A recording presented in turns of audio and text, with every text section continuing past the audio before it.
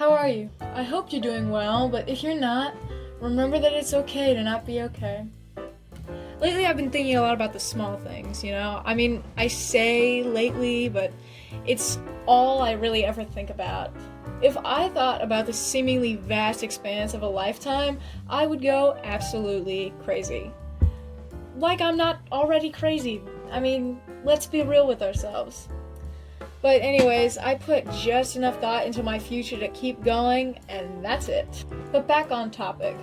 More specific than small things, I've been thinking about little habits in my life. The things I'm trying to build up because I know just how helpful they can be. It's really a wonder what something as simple as drinking a glass of water can do. So I've compiled a list of small habits that have helped me, and I hope they can help you too. Obviously, they won't work for absolutely everyone, but I recommend trying them out. Number 1, clean your room. I'm sure a lot of you just clicked off, but hey, listen, hear me out. It's important, I swear. Your room is supposed to be a safe haven. The place where you go when you're not looking to talk to anybody or do anything. You're just there to unwind and be alone for a while. The state it's in can have a massive effect on your mental health. Whether your preference is minimalist, maximalist, like me, my room is covered in doodads, or anything in between, having a neat and tidy environment can do wonders for your mind. And if you're one of those people who always say, there's organization in this chaos. If I put everything away, I wouldn't know where anything is. It's a system. I hate to break it to you, but you need to change that system. If you struggle with ADHD or ADD, I know there's a struggle with object permanence, but here's my advice. Keep the important things out on display and label your drawers with what you have in them. Or get transparent storage containers. There are a lot of ways to make something work for you. You don't have to follow what everybody else does. And hey, here's a pro. After you establish the habit of cleaning your room every day, it won't ever get that dirty. Unless you're doing something drastic, like me, when I clean my closet every once a year. Your room won't normally look like a hurricane swept through it after only one day. Just take the time, only about 5 minutes every morning, and clean it. Trust me. Number 2. And listen, everybody says this, but it bears repeating. Go outside. I'm serious. Sometimes when I get locked in a state of everything is wrong with the world, everything is wrong with me, there is nothing good to ever exist, I go take a bike ride, and suddenly everything feels a lot more okay. You don't have to take a bike ride, although it's fun and I highly recommend it. You can genuinely just stand outside. You know that standing that you're doing inside? Yeah, just do that. Or you could sit in the grass or lie in the grass. It doesn't have to be hard. It doesn't have to be complicated. You don't have to take a big mile-long walk. You could listen to music. You could study. You could do anything. Just take in the fresh air. Newsflash, and this isn't sound advice for everybody, but it is for me. It doesn't even have to be a sunny day.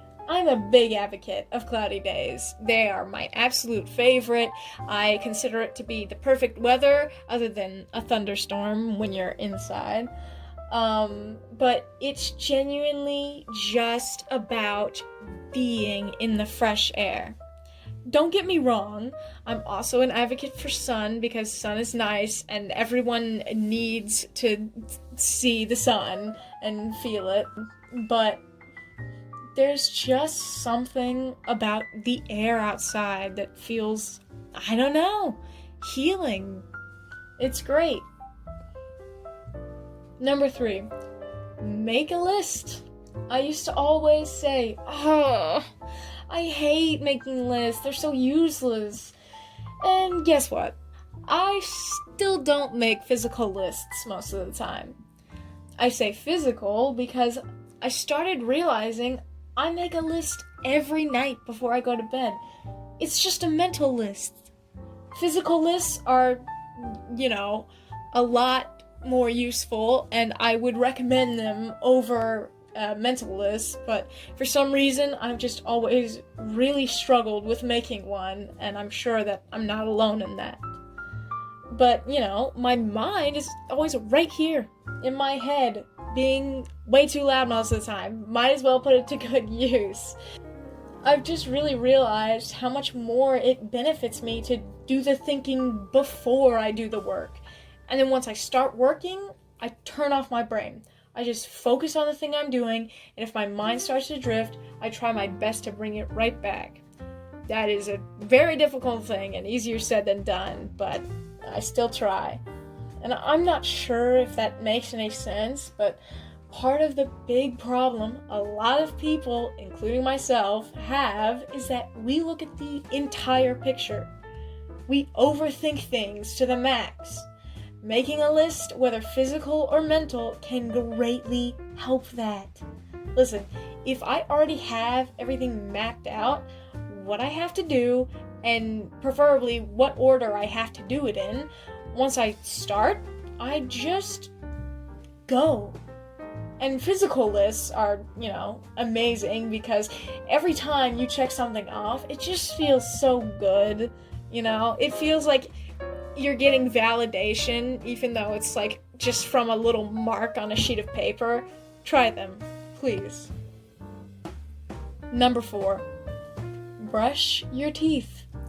Now, I know this one seems super obvious, but it's actually a struggle for a lot of people like me, so I wanted to give some advice on it.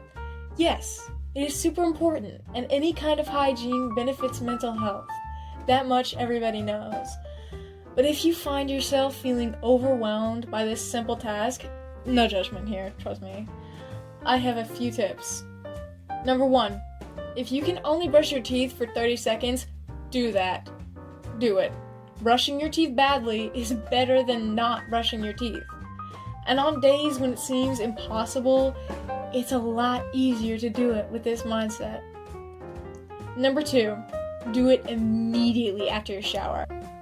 I don't even care when you take your shower. It can be in the morning, it can be at night, it can be, multiple times a day. It doesn't matter when you take your shower, but after you do, make a beeline for your toothbrush and brush your teeth.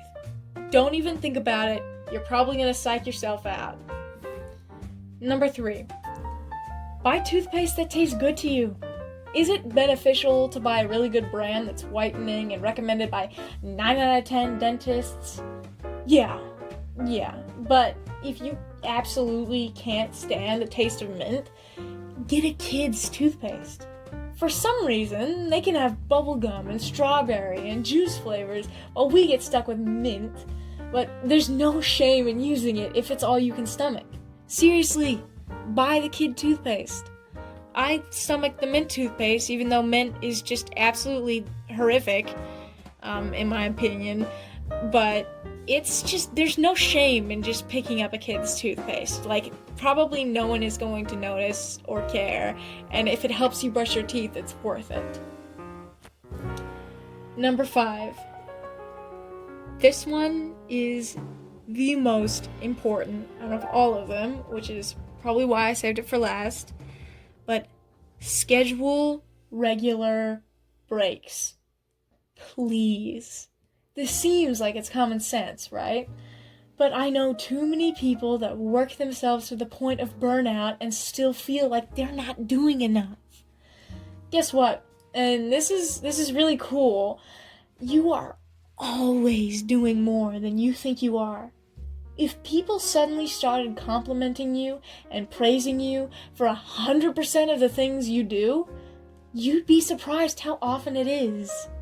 And even if you're struggling with hating yourself or feeling worthless, know you're not alone, and know that it's okay to exist for other people until you can get to that point of loving yourself.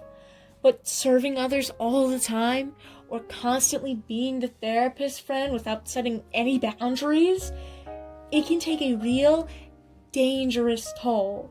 if you don't take care of yourself and your mental and physical needs first, you won't have anything to give anybody. And then you'll just feel worse. Recovery means a lot of rest days. It means shoving your guilt aside and saying, no, today I am going to rest these aching bones because they have worked hard enough. They have done enough good for now, and I deserve to rest. Even if you struggle with guilt and you can't stomach a 0 day, I recommend a 1 day. I actually recommend these over 0 days. I prefer them. You only have to do one good thing. Just one. And you can classify that however you want.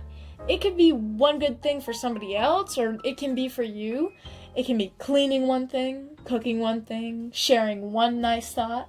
But when you go to bed that night, you can't say you didn't do anything. Because you did.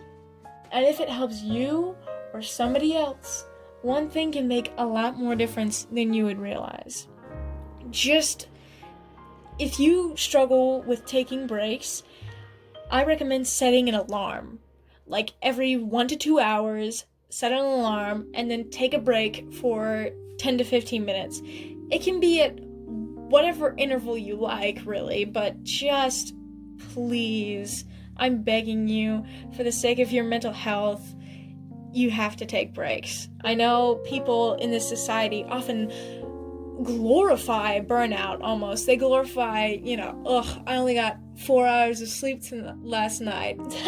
4 hours of sleep, I only got 3. It shouldn't be glorified and it shouldn't be normalized. It is destroying you more than you realize, and there are people that care about you and want the best for you. So please, if you can't do it for yourself, do it for them and schedule those breaks. That'll be all for this video. I highly recommend these cookies. Unfortunately, I only had dark brown sugar and semi-sweet chocolate chips. I mean, I had a little bit of milk chocolate chips, but mainly semi-sweet. And even though, dark brown sugar seems like it would be a good idea and semi-sweet chocolate chips aren't bad, I highly recommend just using light brown sugar and milk chocolate chips. It makes a difference. They're so good. But either way, these cookies are delicious. I'm always a fan of a good chocolate chip cookie. I'll see you guys next time. Remember to get some sleep, okay? You need it.